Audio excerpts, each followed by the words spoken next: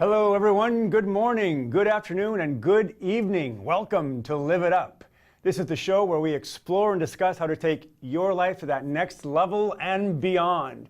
We cover health, wealth, relationships, and how to create a life you absolutely love. I'm your host and coach, Fletcher Ellingson. Amy is out today, so it's just you and me, and I'm going to be sharing some information that I absolutely treasure, and I believe it's going to make a difference for you.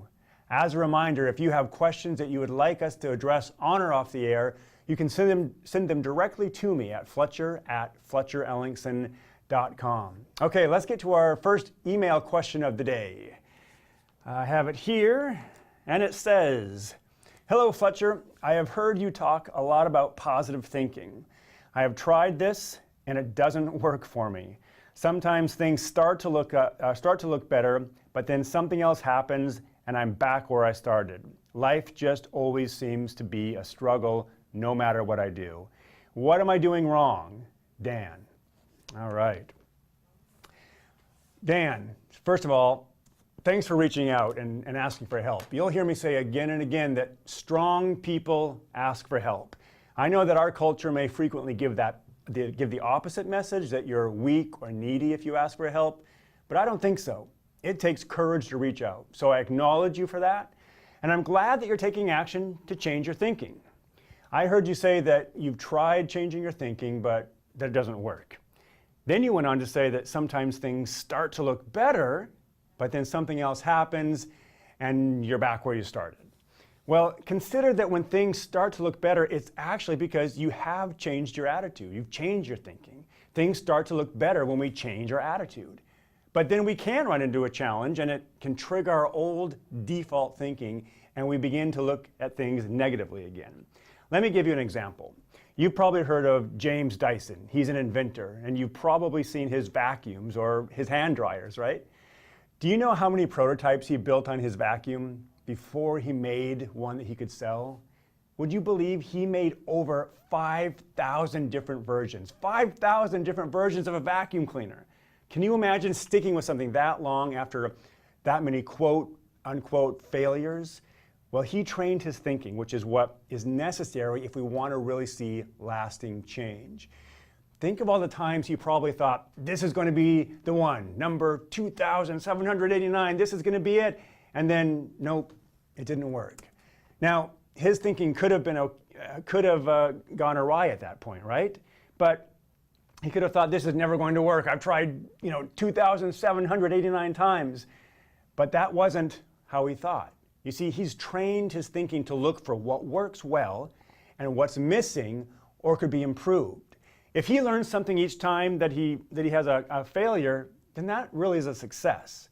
So let me ask you a question, Dan. How did you learn your name? Did your parents just call you Dan one time and then you knew it from there on out? No, they had to repeat it over and over and over again until one day your brain hooked up that every time they say Dan, they're talking to you or talking about you. You see, repetition is the mother of skill. I'll say it again, repetition is the mother of skill. So Dan, to permanently change the way you view your world, to change your thinking and your belief systems, it requires repetition. Most of us are practiced in giving up early. Most of us are practicing giving up early. Most of us have honed the skill of giving up through repetition. But let me ask you a question. Did you give up learning on how to walk or talk? Heck no. You fell down countless times until finally there was a step 1, then 2, then 3, and then hey, look, he's walking. And you never looked back. And it was the same thing for learning to ride a bike. And I'll bet it took a lot of repetition to learn how to read or learn math or history, how to dribble a ball. You see, everything in life that you can do came from repeating those actions over and over and over, and then noticing what works and didn't work. And then you fine-tuned it. So Dan, I want you to stay in action. It's always one step at a time, and pretty soon you will develop new attitudes and thinking that last and that deliver new and rewarding results. Now, I also heard you say that life can feel like a struggle. I want you to know I totally hear that. And so today, I'm going to introduce a wonderful concept that I believe will be of value to all of you watching. And we have to go to a commercial break first, but I have a question before we do that. Do you think you spend more time experiencing life as suffering or life as beauty? Another way to ask that is, do I experience more negativity or more positivity, more pain or more pleasure in my life? I want you to think about that, and we'll return about it and talk about it after we return. So stay with us.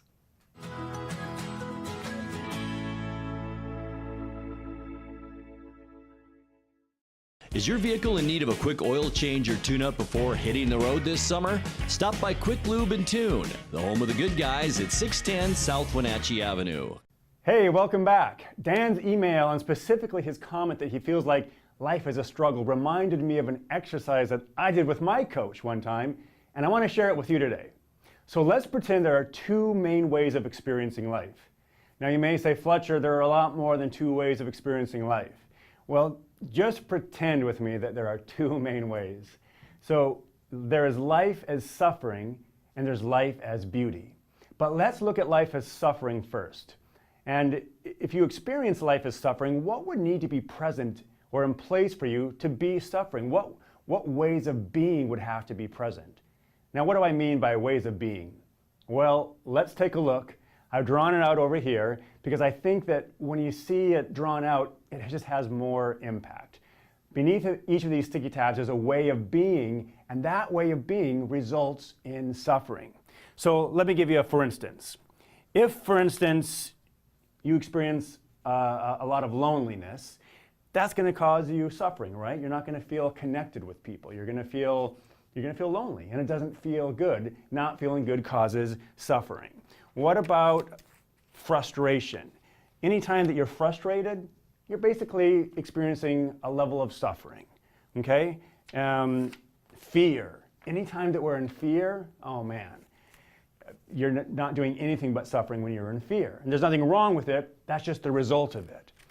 And let's see what's under here. What about sadness? A lot of people spend a lot of time in sadness, and sadness leads to suffering.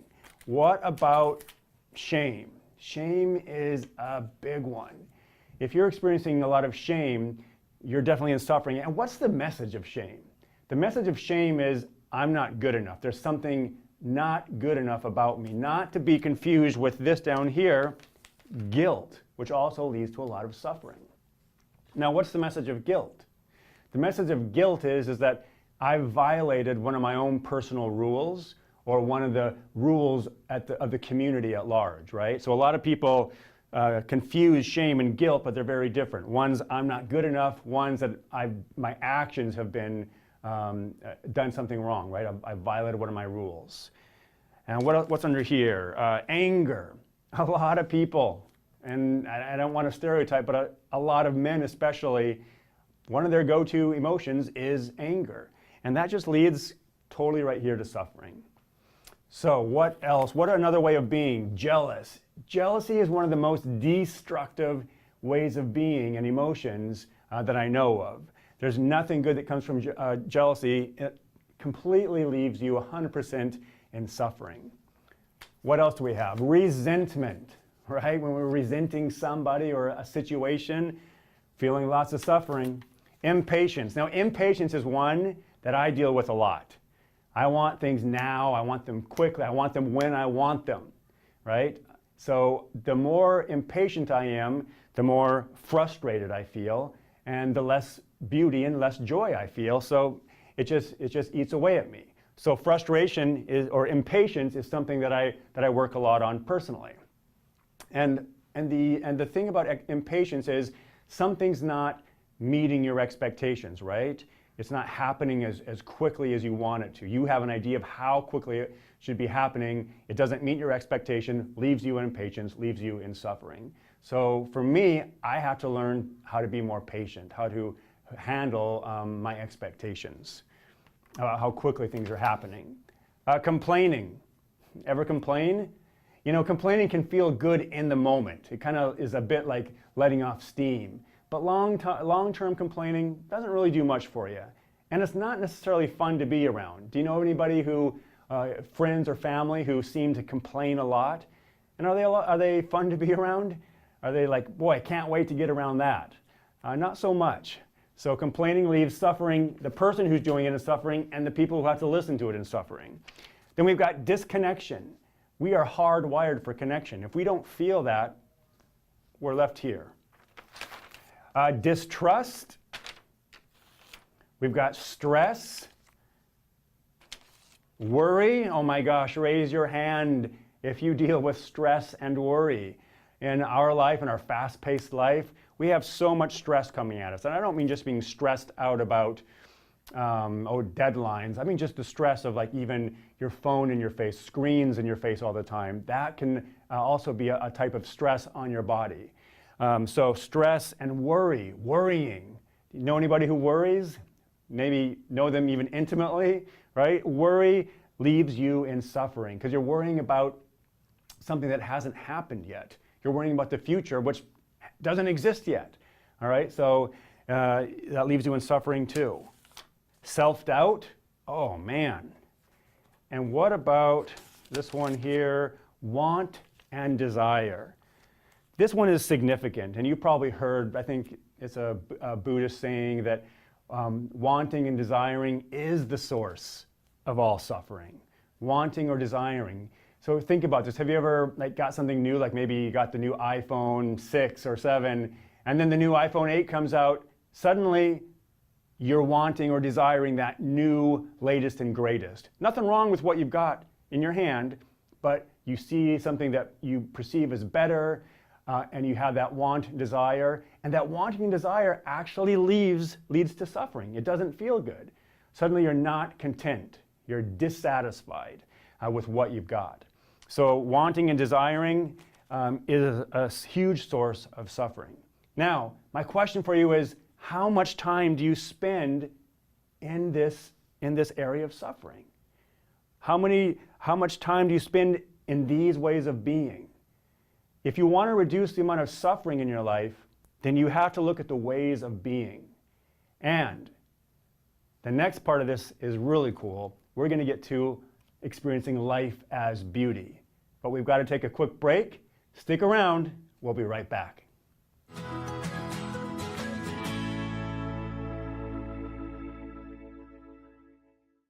Get the fastest internet available in North Central Washington by switching to LocalTel and get speeds up to 1,000 meg. Call 888-8888 today or go online to localtel.net.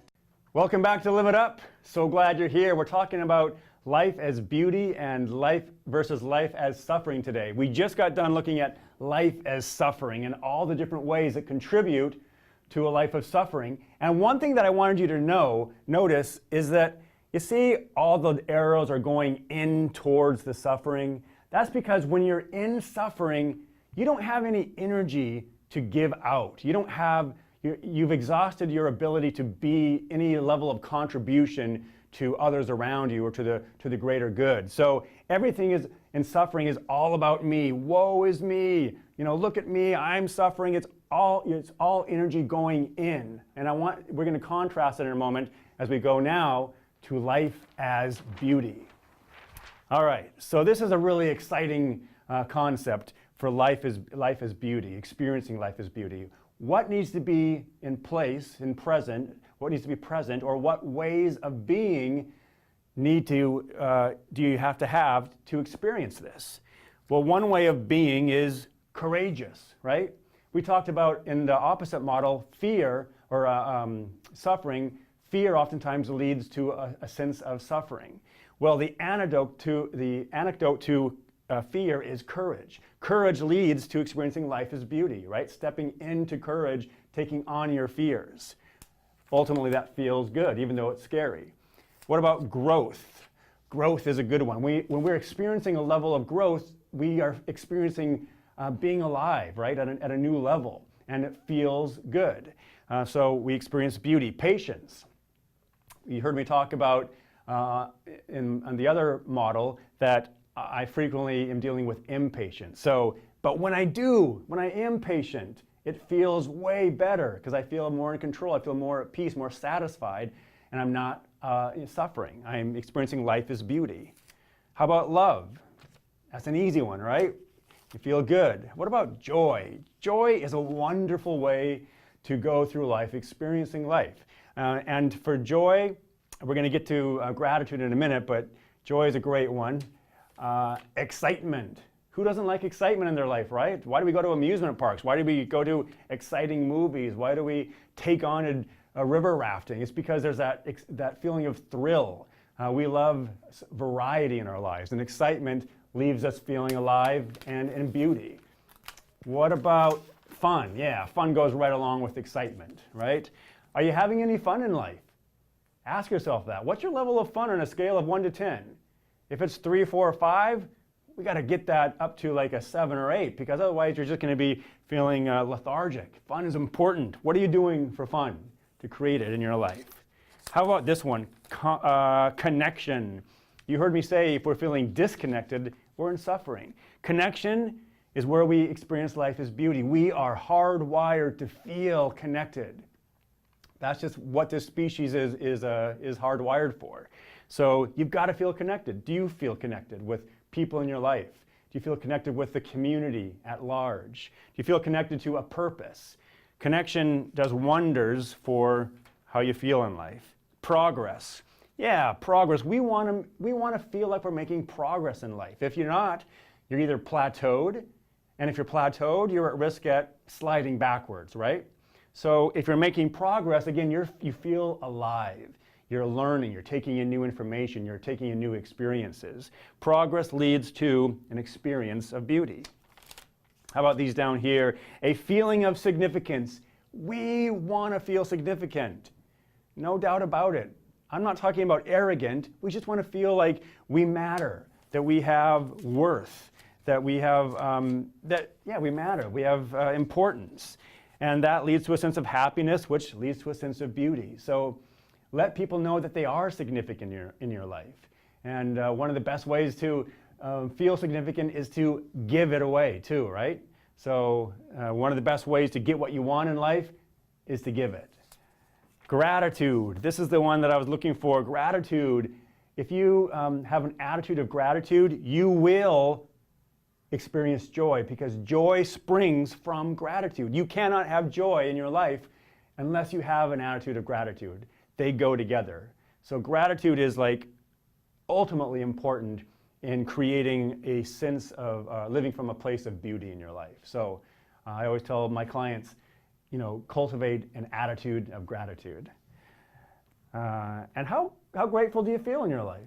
Ask yourself that question. Do I count my blessings? What do I have in my life to be grateful for? What are the wins? Okay, what else? Certainty. Yeah, it's important to have a sense of certainty that things are going well for you, that you know where your money's coming from, that you know you're going to have a roof over your head, that you know you've got resources and friends. Certainty is super important. If you don't have enough certainty in your life, you're going to feel worried all the time, right? You're going to feel stressed out all the time, which goes back to that old model of suffering. What else do we have here? We've got compassion. Compassion is massive. Compassion allows us to connect deeply with other people, authentically, right? We can put ourselves in their shoes and really get how it is for them. And it allows us to connect and motivates us into action. So compassion definitely creates a life of beauty. Contribution. I love contribution because it has so many other elements to it. When you're contributing, you feel like you're progressing. You feel like you have significance and self-worth, that you matter. It also frequently leads to connection, right? And it also encompasses joy. So contribution, huge one. If you're in the doldrums, if you're feeling depressed, if you're feeling like you don't have it going on, the fastest way to turn that around is go someplace and contribute. Go someplace and volunteer and make a difference. And you'll see that your problems or whatever you're dealing with really can pale compared to what other people are dealing with. It's the fastest way to connecting with yourself and connecting with others. So I encourage you to go out and contribute somewhere. Health and vitality. Man, we need that health and vitality. That's definitely going to feel good. And faith. Faith, what I mean by faith is a belief that it's going to work out for you, that things are going to be okay. No matter what happens, you're going to get through it. That's a great way of living life. Accomplishment, that goes right over to what we were talking about, progress.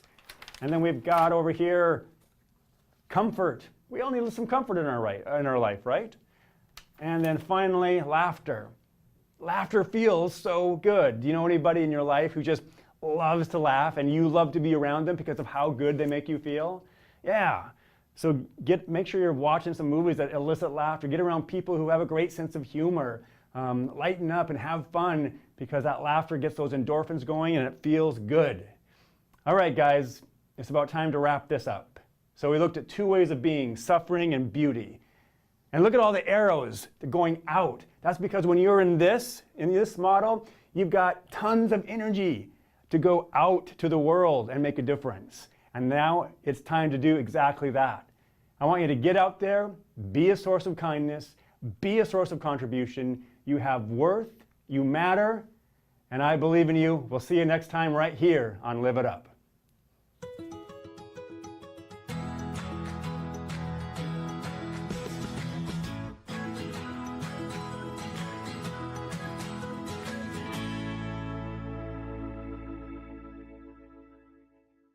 Are you wanting high-speed internet but don't have access to PUD fiber? Try Sky-Fi high-speed wireless internet from LocalTel. Call 888-8888 today.